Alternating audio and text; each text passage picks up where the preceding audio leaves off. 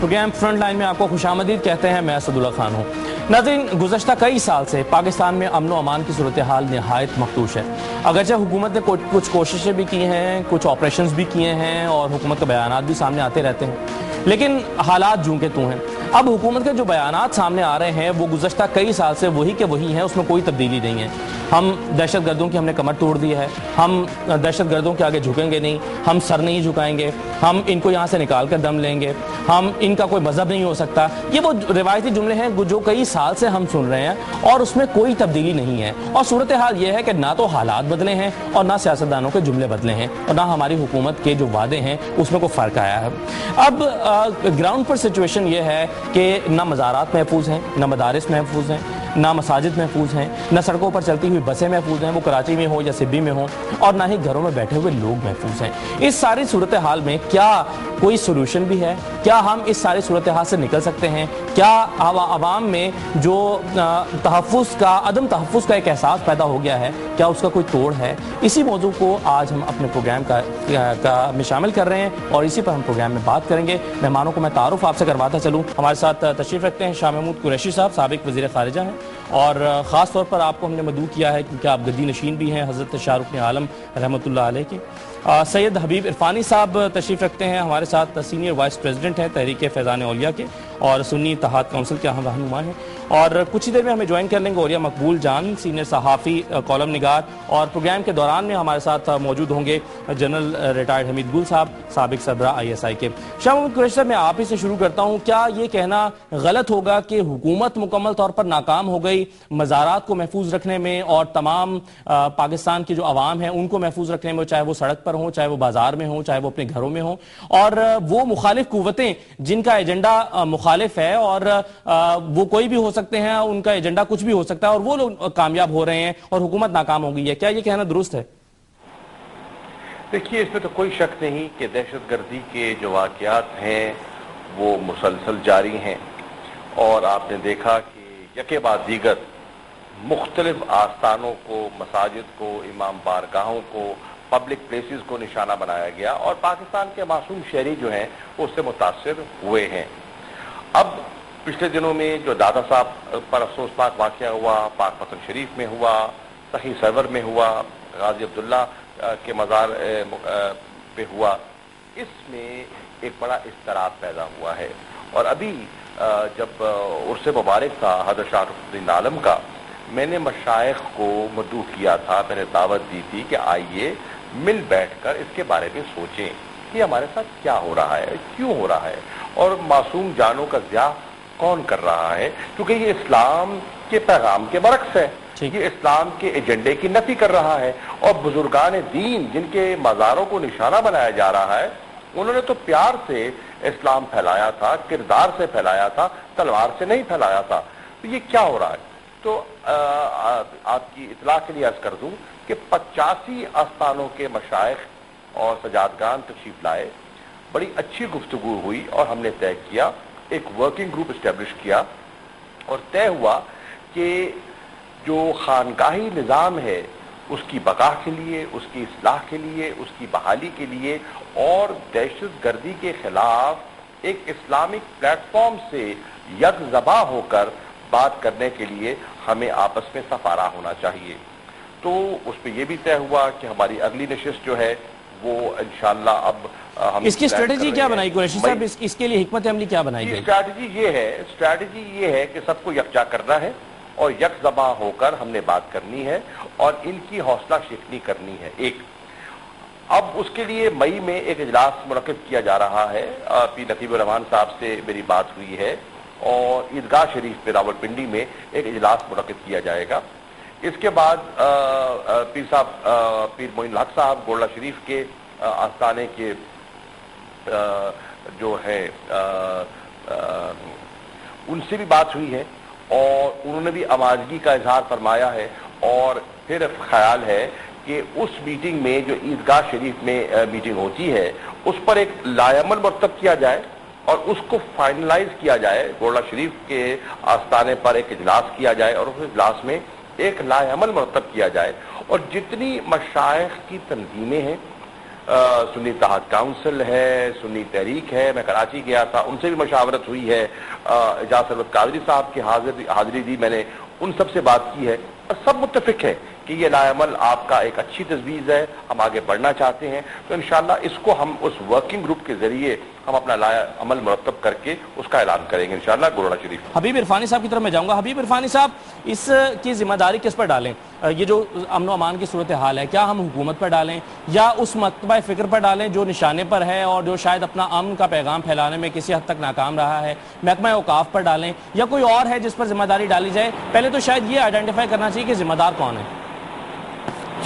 یہ بات آپ کی بالکل بجا ہے، اور جس طرح سے شاہ محمود قریشی صاحب نے بھی بات کی، جو پچھلے ماہ میٹنگ ہوئی اس میں بھی حاضر تھا، اور یہ بات اس میں کی گئی کہ اکٹھے ہو کر یہ کام کرنا چاہیے، اس کے خلاف بات کرنی چاہیے، اس کو روکنے کی بات کرنی چاہیے، اس کو روکنے کا کوئی لائحہ عمل بنانا چاہیے۔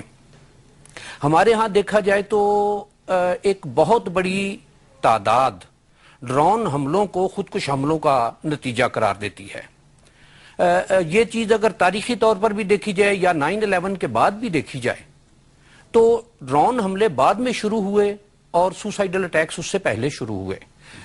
یقیناً ڈرون اٹیکس بھی کسی صورت میں قابل قبول نہیں ہے، اور اس میں اب تک جو سوسائیڈل اٹیکس ہوئے ہیں ان میں ملٹری تنصیبات یا اور چیزیں، ان کے علاوہ مزارات دیکھے جائیں، مارکیٹیں دیکھی جائیں، بازار دیکھے جائیں، بسیں دیکھی جائیں، عام پبلک میں دیکھا جائے۔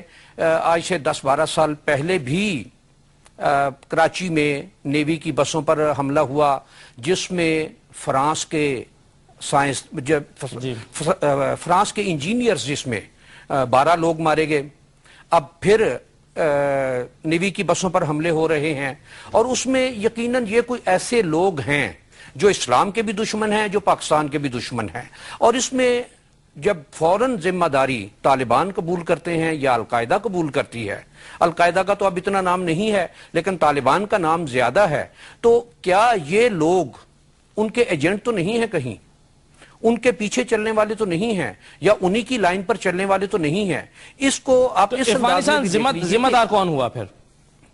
میں گزارش کر رہا ہوں کہ اس کو یہ چیز دیکھیں کہ لیبیا میں اس وقت القاعدہ کے حوالے سے کہ جو عراق میں سوسائیڈل اٹیک ہوئے، وہ نارتھ ایسٹ لیبیا کا جو علاقہ ہے، بنغازی اور اس طرح کے 3-4 شہر، اس میں سے بہت زیادہ لوگ وہاں آ کے اٹیکس کرتے رہے، اور زیادہ تر شرائن پر اٹیک ہوئے وہاں بھی۔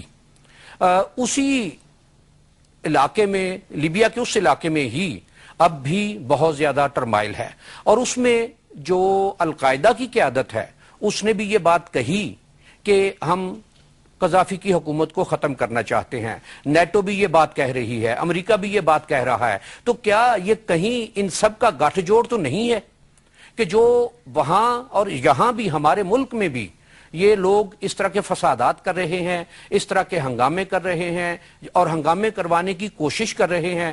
مزارات، جس طرح شاہ محمود صاحب نے ارشاد فرمایا کہ امن و سلامتی کا، آشتی کا مقام ہے، مرکز ہیں، اور یہاں سے ہمیشہ محبتیں تقسیم کی گئی۔ ٹھیک ہے، جو بھی آیا یہاں داتا حضور کی بارگاہ ہے، ہر کوئی وہاں، ہر مذہب کا وہاں حاضری دیتا ہے، وہاں ہزاروں لاکھوں لوگوں کے لیے کھانے کا روزانہ انتظام ہوتا ہے، بے شمار مخلوق ایسی ہے، بے شمار بچیاں ایسی ہیں جن کا جہیز وہاں سے تیار ہوتا ہے، اور بے شمار کام وہاں سے ایسے جو رفاع عامہ کے ہیں۔ ٹھیک ہے، اچھا، یعنی آپ عرفان یہ کہہ رہے ہیں حبیب صاحب کہ جہاں سے امن کا پیغام جاتا ہے ان کو نشانہ بنایا جا رہا ہے، تو اس کے پیچھے میں قریشی صاحب کی طرف جاؤں گا اس کے لیے۔ قریشی صاحب، ایک تو یہ ہے کہ جب ابھی دربار ساقی سرور سے بچہ جو پکڑا گیا جس کی جیکٹ نہیں پھٹ سکی تھی، اس نے کہا کہ جب اس کی آنکھ کھلی تو ہسپتال میں تھا، اس نے کہا کہ مجھے تو جنت میں ہونا چاہیے تھا، میں یہ یہاں پر کہاں پر آ رہا ہوں؟ اس کا مطلب یہ کہ 13-14 سال کے بچوں کی برین واشنگ کے لیے پورا ایک شاید میکنزم ہے یا پوری فلسفی ہے، جو لوگ ہیں وہ گروہ ہے وہ کام کر رہا ہے۔ تو کیا اس کا کوئی اینٹی ایجنٹ تھیسس بھی کوئی ہونا چاہیے تھا، یا اس کو کاؤنٹر کرنے کے لیے کوئی پلاننگ بھی کی جانی چاہیے تھی جو شاید نہیں ہو سکی؟ یعنی ان کے اگر میگزین علاقے میں تقسیم ہوتے ہیں تو شاید اس طرف سے بھی کوئی میگزین ہونے چاہیے تھے جو امن و سلامتی کا پیغام دیتے۔ یہاں سمجھتے ہیں آپ کچھ کمی ہے یا خامی ہے؟ دیکھیے، بالکل آپ نے درست کہا کہ انڈوکٹرینیشن ہو رہی ہے، मासूम बच्चों के जहनों को मुतासिर किया जा रहा है, उनको वरगलाया जा रहा है और उनको इस्तेमाल किया जा रहा है। ठीक, अब उसके लिए हमें एक काउंटर हिकमत अमली बनानी चाहिए हुकूमत को और जितना दीनी तबका है, क्योंकि इस वक्त मैं समझता हूं कि इस हरकत से पाकिस्तान का इमेज और इस्लाम का इमेज मुतासिर हो रहा है और बहुत सी ऐसी कुव्वतों को जो इस्लाम के बारे में तनकीद करती हैं या मनफी राय रखती हैं, उन्हें प्रोपेगेंडा का ये एक मटीरियल मिल रहा है और पाकिस्तान का इमेज जो है, इंटरनेशनल इमेज, मैं बहसीयत वजीर खारजा पाकिस्तान की नुमाइंदगी करता रहा हूं, मुझे उसका एहसास है कि पाकिस्तान के इमेज को कितना एक मनफी अंदाज में पेश किया जाता है। हमारी मईशत किस तरह मुतासिर हो रही है, हमारी इन्वेस्टमेंट्स किस तरह मुतासिर हो रही हैं, लोग आना नहीं चाहते, बाहर पाकिस्तान नहीं आना चाहते, वो कहते हैं जी दुबई आइए मीटिंग कीजिए, कराची आने को कोई तैयार नहीं है। तो इससे हमें बहुत मुश्किलात का सामना है और मैं समझता हूं कि इसे पूरी कौम को मिलकर किरदार अदा करना होगा और इसमें मशाइख ने और उलमा ने अपना किरदार अदा करना है।